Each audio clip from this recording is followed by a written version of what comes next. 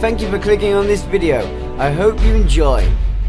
And if you do, then don't forget to like and subscribe. Ring that notification bell so you stay up to date on further content. Yolantru, welcome aboard the USS Shadow Star. I'm Captain Ri'shad, aka the Renegade, and this is a Starship review video. Starship visual review video, should I be more specific? So, allow me to welcome you, members of the Federation, the Romulan Republic, and our allies within the Dominion. This ship will be available to you to fly, should you wish to fly it. One of two skins available that we'll be looking at, well, structural frames. If you're here for the stats, I'm sorry, but you are in the wrong place. Check out the description below. There you'll find a transporter responder link that will send you to the correct video. However, well, with this being said, it's about time we get comfortable. I hope you've all got your beverages of choice. If you have snacks, well, the replicator's available. Right now, I have one thing to say, and that is, it's time to introduce one of the most formidable strike ships out there. A ship with a decent hangar, and, well, the potential to support and devastate the battlefield. Allow me to introduce to you the Earhart Class, a powerful and very agile starship. A ship that, well, displays a lot of beauty to it. But first of all, we shall talk about, well, the templates available for your starship's space frame, should you wish to fly the ship yourself. So, the first thing I am going to state is that for some blasted reason, despite its lineage, there is no bridge other than its possible Zen bridges. Now, that's disappointing because this ship is a structural space frame of the Earhart Class, which, I'm sorry, is a Discovery ship and therefore should have had one of the Discovery bridges. But that aside, as you can see, we do of course have the Discovery space frame to use as well, which allows for some unusual customization, but limited. The stallions can be swapped out should you wish to bring this ship in tight. It does really form a tight shape if you do so. I'm not sure you'd want to use the Engelner cells in this ship, but that is also an option for you. As you can see, the Engelner cells are very thin and narrow design. And of course you have the Engel's body to use. Overall, it's good to see that you have the two options in its space frame design, with all patterns available as typical. You also have a stupendous array of hull types available to you other than shield visual hulls, which is good to see. Your typical 5 Discovery, your 10 types, 2 variants of the NX hull, and Upgrade and Veteran, should you have access to them. You also possess a modicum, namely 8 different window variations to have, the Engel Met one being a extreme placement, as a, well, almost overdoes it personally speaking. To be fair, I think my personal favourite on this ship is to go with the Type 5s. Just because the portholes seem to work on this ship. Safe to say, she's got the options to make her stunning. However, it would be a fatal flaw of mine to talk about how stunning she is and not actually show you her up close and personal. And as you can see, this ship is a remarkable design. Her whole space frame seems to take several design cues as well that I quite like. Though her Discovery era may not, the Earhart Class itself sings songs to me of the Defiant Class and the Saber Class. Mostly in its profile. This profile here in specific gives me very much an air of the Saber Class about it. Maybe a bit more bulk underneath and put the deflector down there and you'd really be screaming Saber at me. But then you take the rear of the ship. The rear of the ship from the upper side, that gives me the Defiant feel. Hell, you put the Defiant nacelles on the ship and it'll just look like a more heavy Defiant design. I have way too much to say on this ship. First of all,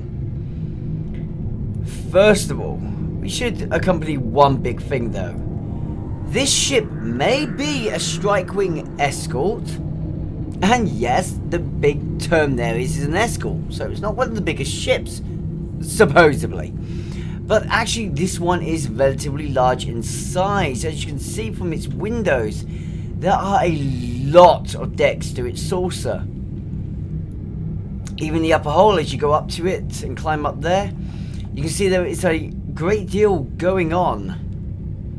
This ship is battle ready. The idea of this ship, I guess, is that this is a first assault command vessel, where she would fly in with a hangar set to ready and a few escorts with her, and she'd deploy her fighters, the escorts go in, she would probably sit back a little bit more than the others, and they basically take on the initial charge. An effective strategy, considering having a powerful ship among the first crew that is still agile, is a good idea, and so her design is a relatively sharp concept to use in the battlefield. Looking at her though, and you could tell the concept artist behind this ship and the actual designer really did do a little bit of research. I'm gonna assume she did a decent amount of research, because this ship hasn't just been designed to be a bulked up but agile ship. Its form does follow function really well, actually. So first of all, let's get discussing on its hangar itself. The fly-through hangar, probably the most important part of this ship. You can actually see inside there that there are two side skirts to the hangar. So you got one on one side, one on the other. They've been numbered, great detailing added there. Then you got the big hangar at the back here, at the tail end of the ship. I'm sorry, but that is an excellent train of thought. Now, I'm not sure how big this tail hangar is. I feel like this hangar has just runabouts in it. So perhaps two runabouts docked in there at the back, ready to deploy when necessary. Maybe three runabouts, bearing in mind it is actually relatively large. And I feel like it goes only as deep as where you can see that sensor node at the back there. Reason for that, I'll explain in a bit. Then you've got the hangar below, and the hangar below, the two side hangars and their fly-through, I imagine it really does go into action. So I believe that those two hangars are probably coming out into this section where you can see the windows here, actually coming deep into that area and then up. So I imagine it actually climbs up through the ship a little bit and actually takes up a fair amount of volume into the main body of the ship. So it's not necessarily long into this whole area here. Those windows there are probably not part of the hangar bay. They could be, but it's also going up at, I want to say, at least 6 decks, maybe 12 decks. bearing in mind, looking at the ship's size, you've got, well, I want to say about 8 decks just there in the saucer. So it's a good climb that you can make with it, and I can see it using fighters and runners to deploy down and then out. But then again, this ship does have only one hangar wing it can launch, so perhaps I'm overestimating it. Either way, it's got a good amount of storage space, you know, built into the ship for its hangars. Now, the next thing I want to say is look at the shielding for it as well. You've got a three-stage tiering force field emplacement for the rear and forward sections of that fly-through hangar, meaning it can stay open at all times. And I'm pretty damn sure that even if it starts getting attacked right there, someone tries to send a torpedo in through the force field, that force field is probably strong enough that it can take as much punishment as the hull itself, which is going to be vitally important on a ship like this. So it's good to see that they've reinforced the force fielding there, or the force field's integrity there. Away from that, let's step up to the deflector. The deflector was something that really caught my attention initially on this ship, mostly because I didn't like its placement. I would honestly, I know I'm going to get some rip for this, but I would have lifted the fly-through hangar up, put the fly-through hangar through the central area, and put the deflector down here. But that's just because I seem to like having the deflector down low. I know it looks good on the Defiant, but the Defiant has a nose as well for the deflector, and this ship, well, doesn't. If we had a bit more of a nose, I'd probably like the deflector where it is. But, hey, it is a nice deflector design-ish. I am somewhat reserved on why there's a weird bit of armor plate that's going up into the deflector. Maybe the deflector works in 2 stages, the top half being the main deflector and the second part being sort of a secondary booster. But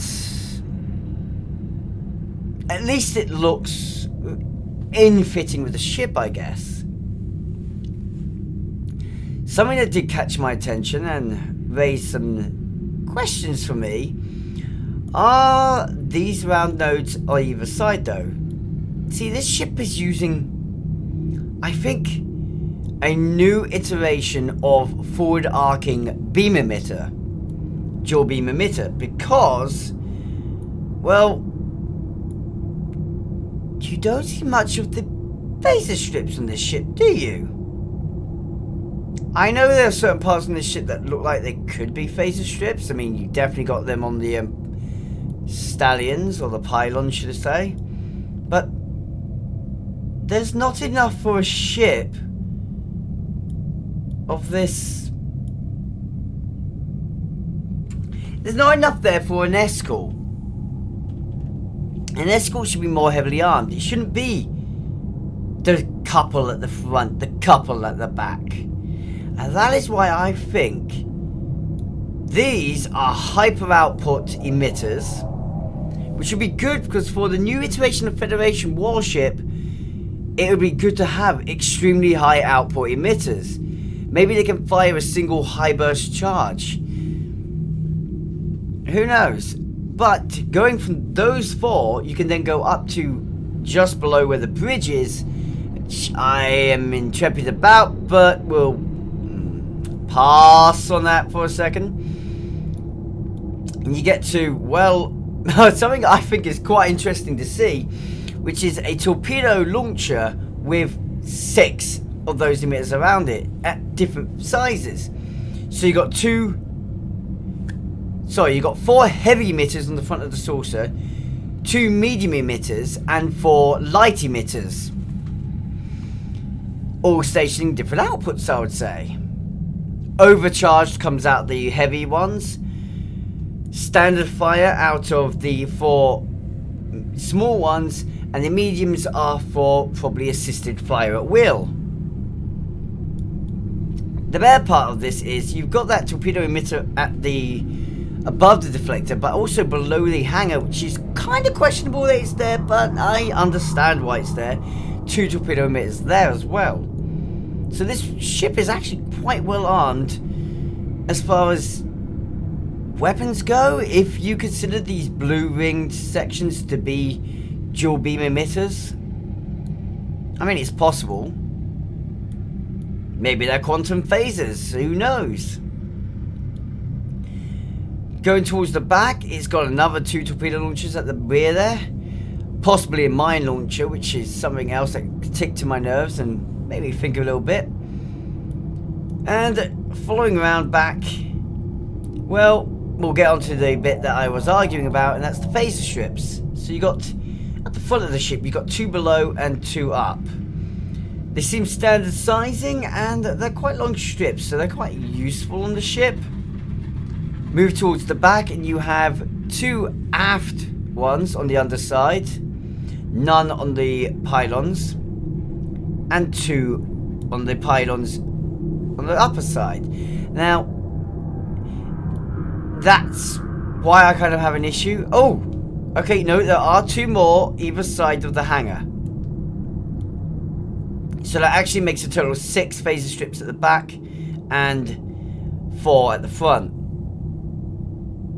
That's still a little bit underwhelming for a strike escort. This ship is supposed to be heavy attacking. So yeah, I am more than positive now that these blue emitters that you can see are definitely weapons emitters of some kind at the front of the ship. They have to be, otherwise the ship would just be too weak. Something I've got a jibe with, something I don't quite like, is the RCS thrusters that you can see beside here. And if you jut towards the back, it's just like oh look, there they are, right next to the impulse engine. And yeah, they're huge, but there's only 4 of them. This is a highly agile ship that you'd be expecting to be going on a dime, but no, it's got, well, one very plain and bland RCS thrusters, which I'm somewhat disappointed in, especially considering if you go back to a ship like the Pathfinder, that has some really interesting RCS thruster designs. So that's a bit disappointing to see there. However, I do like the fact that they're huge, because at least gives you the idea that they're powerful. It's just, I would have liked to have seen a little bit more of a high-tech design to them, and at least another pair. Having said that, something I didn't pick up on straight away, but I've just picked up on now, is this detailing around the side of the saucer. It looks like there's some new kind of ablative armor, or maybe reactive armor. It's good to see that there. It gives you a feel that the ship has been more bulked out with its armor, so it's actually more sturdy. Onto another subject at hand, and we will discuss not weapons, but recreation. You see, you've got to have your bowling alleys, your holodecks, your spa, and definitely the captain's lounge. That has to be there somewhere, doesn't it? And I got a funny feeling that this ship actually has 2 of them, so it's actually 2 versions of 10 forward, so to speak, as the Enterprise D would have, either side of the ship, and that's what these very large windows are. That, or we know where Hoshi would be. Not Hoshi. Oh, as if I mixed up a DS9 character with an Enterprise character. Keiko, O'Brien's wife. We'll have her down there growing her plants. Maybe that's what that is, but I like to think like that's the I like to think these are the rest areas, and it's just 2 rest areas either side, because I don't see much on the upper side where I'd say, oh yeah, this is a rest zone. Especially considering I'm inclined to believe, as much as I don't want to, that these windows at the front is the bridge. Now, I don't like the idea of having a window like that on the bridge, but I can understand it because what they use is a transparent duranium hull as windows. That is what the windows are. Windows are literally the same material as the main hull, they're just made transparent. So they're not actually vulnerable. A lot of people don't realize that about starships in Star Trek, but all the windows are the same metal as, well, the same metal as the main hull. I think it's only a little bit weaker, just because they're transparent. So I guess it's not a vulnerable thing to have there, and by the size of it, it's basically the bridge is one deck, but it's slightly larger, so it's got a good overhead to it, which, yeah, it's understandable. And as you've seen on different bridges, they do tend to have a good amount of overhead. So I foresee that right at the front of the ship, but that being the bridge, and I'm kind of antsy about that, but at the same time, strike ship, I could live with it. Now, moving towards the back, and you've got this great area technology going on here. This, to me, feels really robust. It feels to me like the whole of engineering is there. Big main things I pick up on. First of all, the vents. Feels to me like this ship is using some major cooling system, an induction system, to keep this ship powered and from basically self-destructing on its own power. I do believe that this little nodule here is the warp core.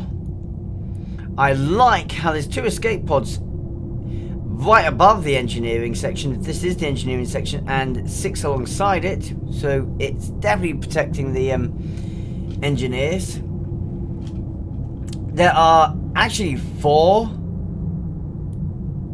little nodules here that you can see. Now, I was at first thinking that those are the warp cores, and it has 4 powerful warp cores.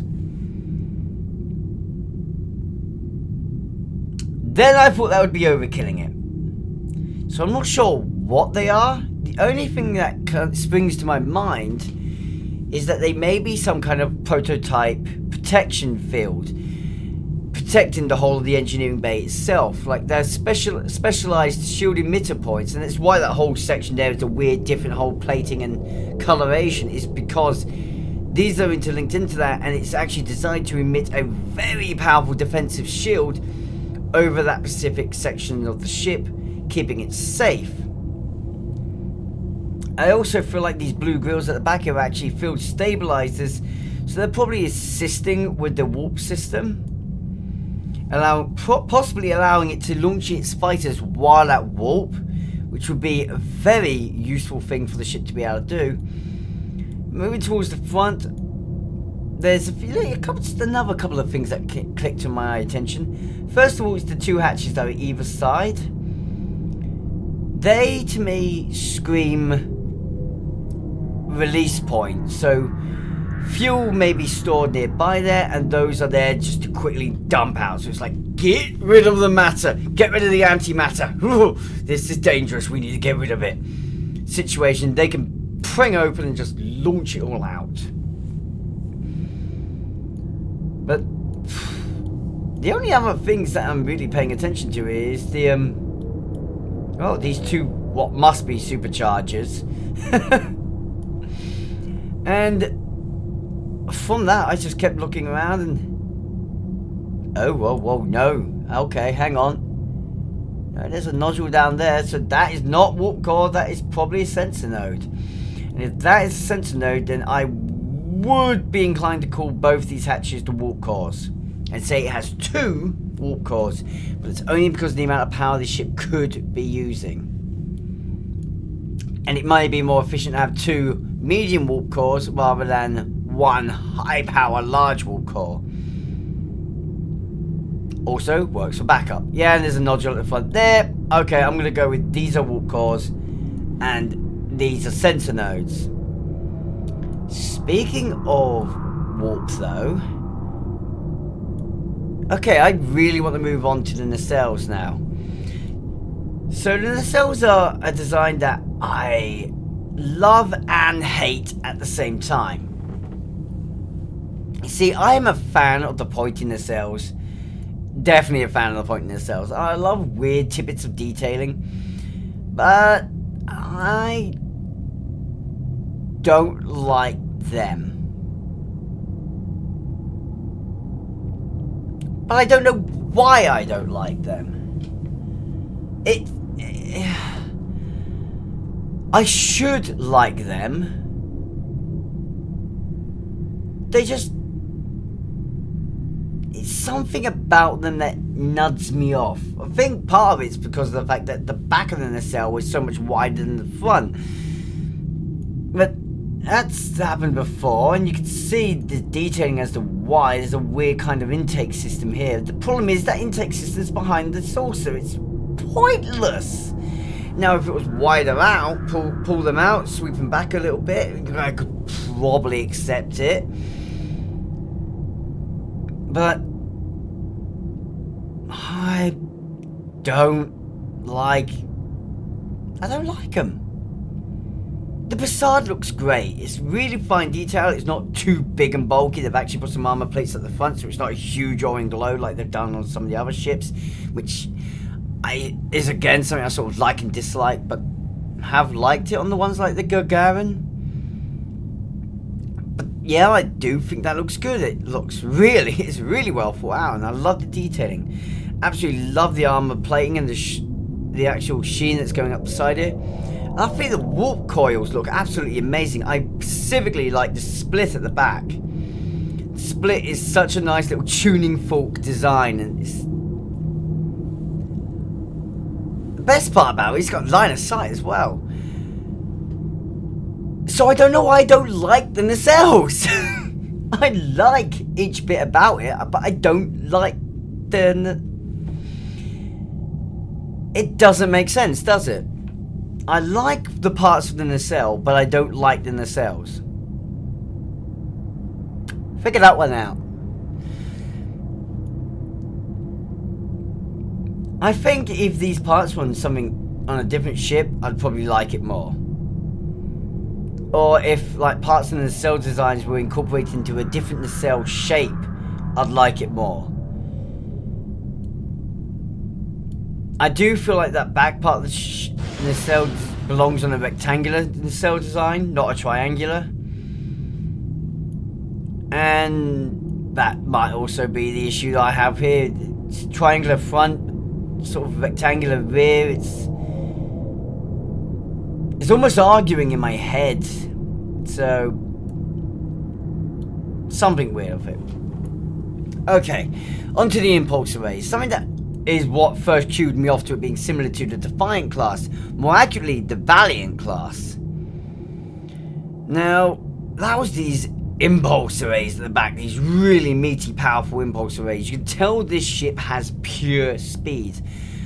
But what I really like is the fact that on the secondary pylons, you've got these second pair of basically what I'm going to call supercharged impulse arrays, where they've got the three segments on the top look more like it's a heat vent, plus a relatively large impulse output there, which it just screams to me the ship should explode with speed and fly forwards at a very high velocity.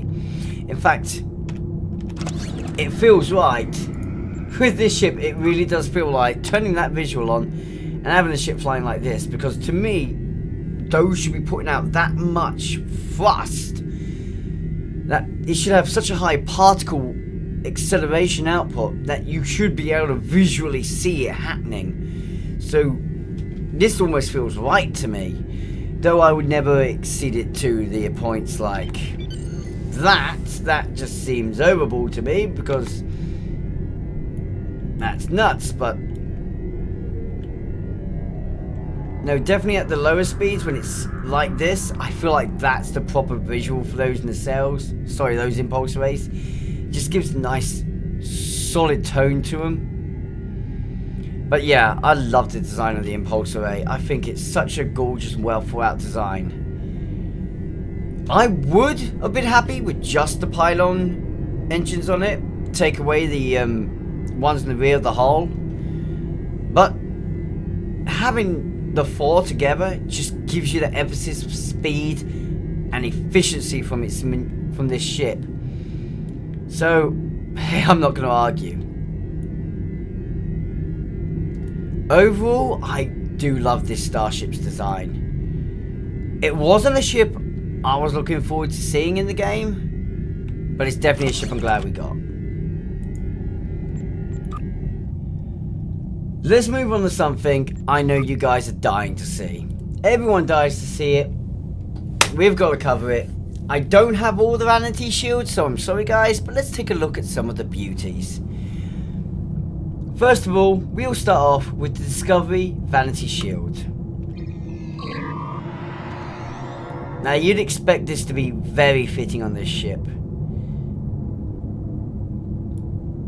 I'll say the Rcs Thrusters look better for me now. Actually, that looks a lot better for me now. Whoops.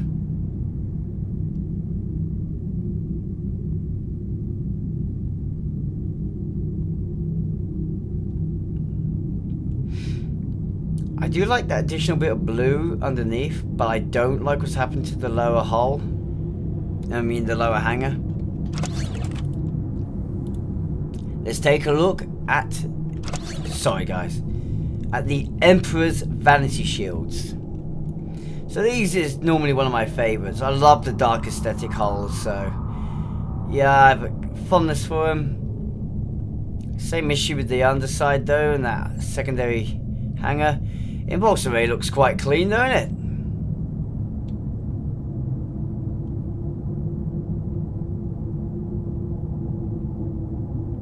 The ship certainly feels powerful.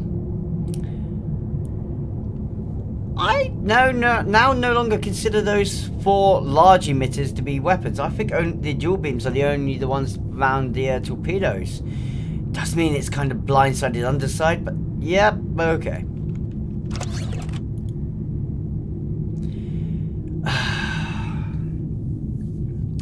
The Kelvin Divergence Vanity shield.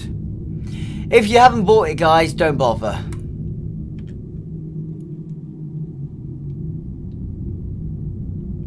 Think you can see why I say don't bother.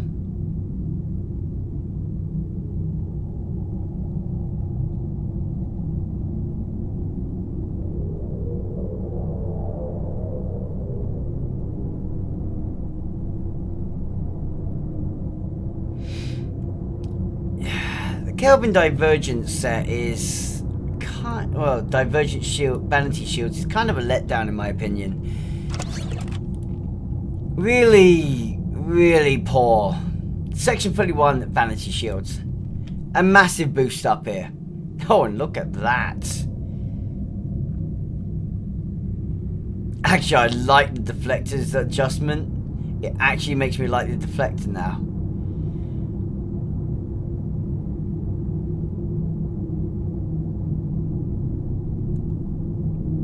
Feels very sleek, very powerful. It's a nice touch, I do like it. Not so keen on the way the nacelles look. Even more so now though, but you can't win them all, can you? Aegis Caverian shields.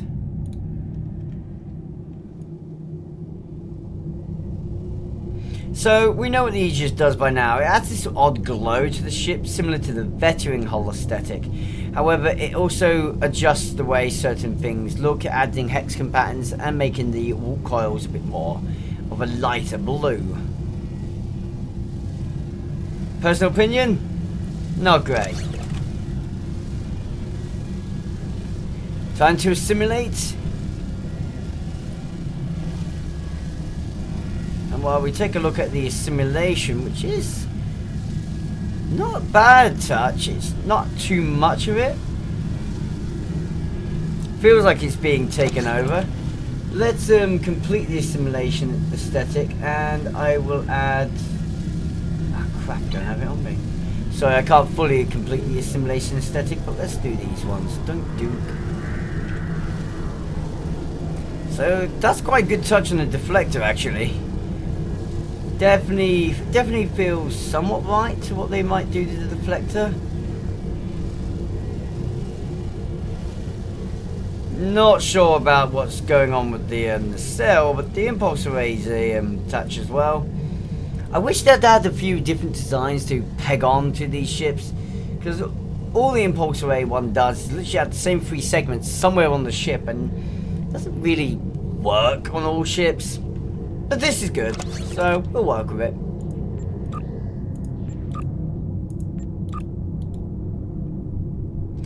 Okay, Bajorans, time to show us what you can do to a ship like this. Not really all that fitting, either. Force fields look better. Actually, it looks even more reinforced than the original one, the 3 stages.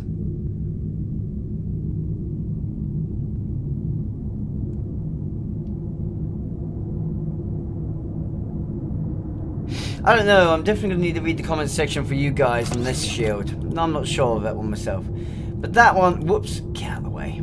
That was the Bajoran Defense Covariant Shields. I should have actually stated that the Borg one was the Assimilated Regenerative. Now, Delta Alliance Unimatrix Shields. I'm normally not very keen on this shield, and I've got a funny feeling, yeah, we're in the same place again. It's not because the shield's bad or anything, it's just, as much as I like the bronze, brown, sort of the bronzing and the brown sort of aesthetic together with the green never feels quite right. It feels a bit lax and kind of puts me off it. Next up, Dyson Regenerative Shields.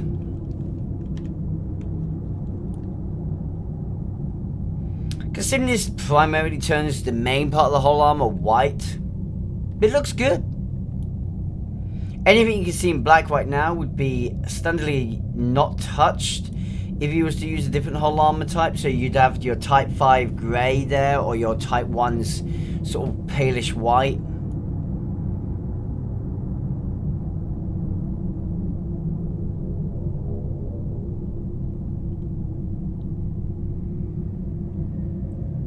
It does look good on this ship though, I will give it that.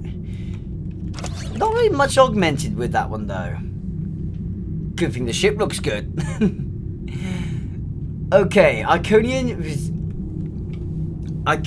Resistance Resilience Shields. Now this one should work quite well thanks to the ship's shapes.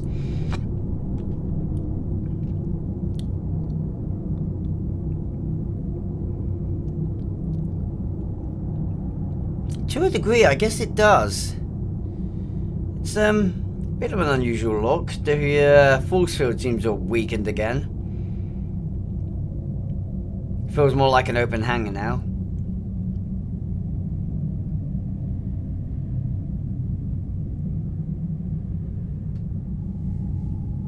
Yeah, I'm not so sure on that one. I was hoping it'd look quite good. Lucari Restoration Intuitive Regenerative Shields. Why are the temple shields always such a mouthful?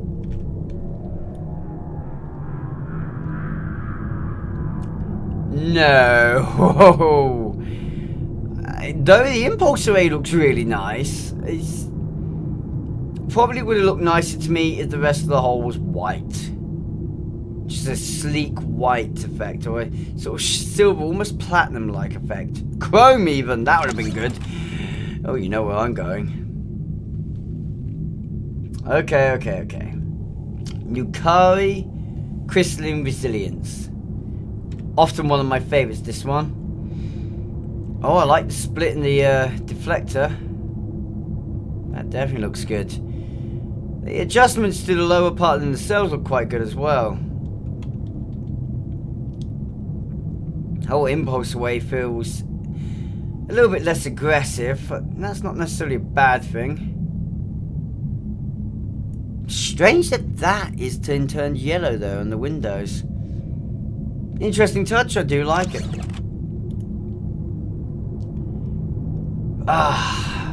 My fellow Romulans time. Romulan Advanced Prototype Convariant Shields. I say my fellow Romulans, but I'm Palladian. Romulan Augment.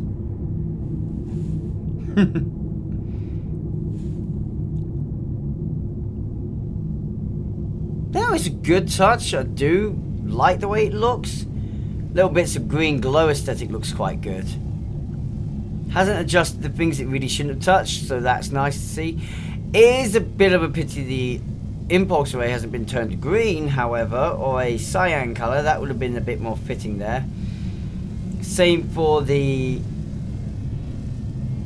Hello, sphere ship. Same for the facades, but yeah, it's not too bad. Actually, I like it. Back to the temple. Temple defense, intuitive, regenerative shields. English. These tongue twisters. Whoa, okay. Like I said, Lucari should have been on these. The Lucari impulse array aesthetic would look better on this, actually. It would look better almost fully, but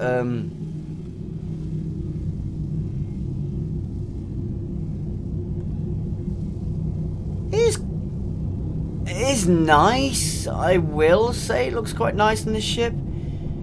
It's just a shame it doesn't feel quite right.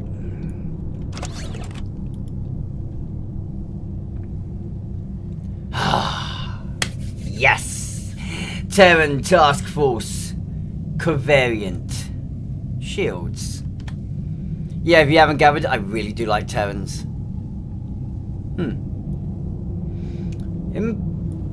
Bazaar Collector looks pretty decent on this ship. RCS looks way better.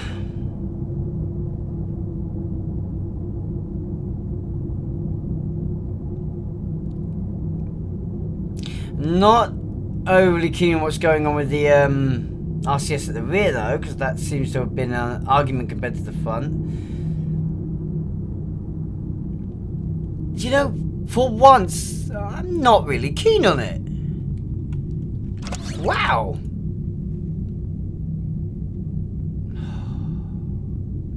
I always hate getting to this one, guys. I always do. Dielectric oscillating resilient shields. The green shields.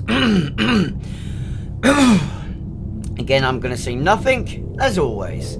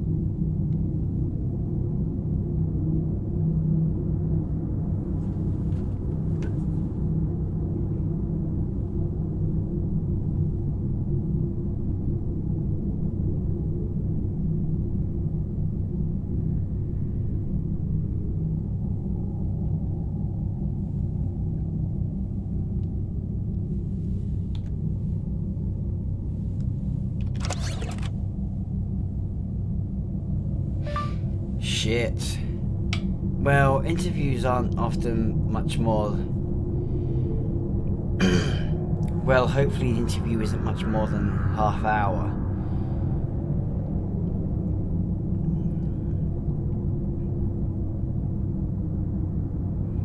Either way, I was literally about to message you with good luck in your interview.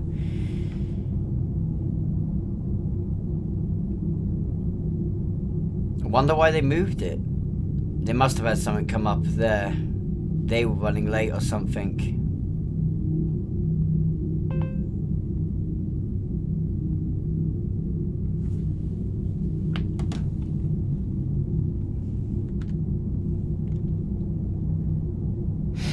Oh, I don't mind my issue there, sorry about that. And next up, we have the Adhara Resilience Shields.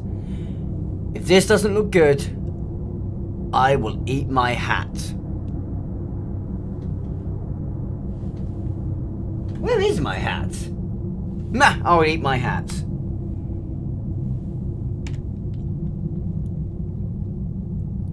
Damn, I knew it was going to look good. The one thing I knew going to this ship was the fact that because it's got a similar shape to the very specific Adhara strike ship, that this shield array would look good on it. And oh my god, it does. Shame about that force field again. The impulse looks really nice. Makes me want to throw on the full purple lot and just go, yeah, I am Adhara. But not quite. We're not Adhara. We must calm it back down. At least until I blow something up later. It's a good look. Finally, Riemann Advanced Prototype Covariant Shields. Normally I love these, and normally there is a texture missing. Why the hell is this not being fixed with the Riemann shields? As much as I love it, it does bug me that there is this black untextured piece. I'm sure it'll get fixed eventually though. But you know what? It's a little bit bad on this ship. Oh, it's really bad on this ship. Spoiled it. It would have been great, but it spoiled it. Damn. Oh well. You can't win them all, can you? Either way, personally speaking, I think this ship is absolutely stunning. Out of 10? Well, score this ship's design out of 10. Customization's pretty damn good. Visuals, they're all about 50-50 with me, which is stopping it from getting its 10 out of 10 really. But you know what? It is a really good design. It's a great iteration, evolution of the original Discovery ship. It works really well within Federation canon. It's an absolutely stunning build and well thought out. I love the fact it's using twin pylons. Good stable nacelle design that's also got line of sight. Deflector's alright, I guess. The ship feels built for what it's meant to do. And you know what? I love the fact that this also has this raised section of hull above it that goes from the front all the way to the back and has its hangar there. It's just a really good design and a bit different from the usual. I wouldn't normally, when I've got the gripes that I have, but I'm going to give this ship 10 out of 10. I've got gripes with it, but that's me being niggly. This ship is still a well thought out design and it's very nice and beautiful in flight, gripes aside, so I can't help but give it 9 out of 10. Definitely 9 out of 10, yeah. I do like this ship. I think she's a good little ship to fly. She's a lot of fun. For those that have seen the stats review, you'll know that I think this ship is an amazing DPS ship and great support DPS ship. Now guys, all I'm going to ask is for you to tell me what you think of her. Do you like this ship? Do you have problems with her? Make sure you comment below. I'll be sure to check the comments and be sure to respond as well. But with this being done, allow me to thank you for watching all the way to the end of this video. The support is greatly appreciated. Oh, and to my patrons and donators, well, again, a massive thank you. To you guys, the support that you've shown is helping this channel grow even bigger and faster. All support has me, well, smiling. I do appreciate seeing the views I'm getting and seeing your comments below. If you guys wish to join the Discord crew, then make sure you check out the description below. Below the ways to support this channel is the Discord link, and it is a great way to see when I'm streaming, when my videos are out, and let's just say it works better than the YouTube notification bell for you to keep up to date on everything I'm working on. Plus, you get to have a chat and conversation with the Shadowstar family and the Discord crew itself. Guys, thank you for watching, and until next time, live long and prosper, my friends. Ciao.